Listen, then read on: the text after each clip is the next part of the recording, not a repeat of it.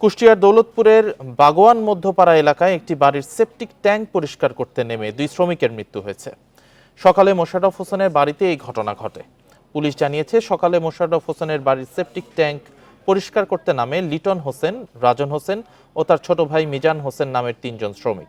এখন জন্ম সনদ দিয়ে খোলো বিকাশ স্টুডেন্ট অ্যাকাউন্ট। নিজের বিকাশ নিজে কর। প্রথমে সেপটিক ট্যাঙ্ক পরিষ্কার করতে নামে লিটন হোসেন। এ সময় তার শ্বাসকষ্ট শুরু হলে তাকে উদ্ধার করতে নামে রাজন হোসেন ও মিজান হোসেন। পরে তাদের উদ্ধার করে দৌলতপুর উপজেলা স্বাস্থ্য কমপ্লেক্সে ভর্তি করা হলে চিকিৎসক লিটন ও রাজনকে মৃত ঘোষণা করে।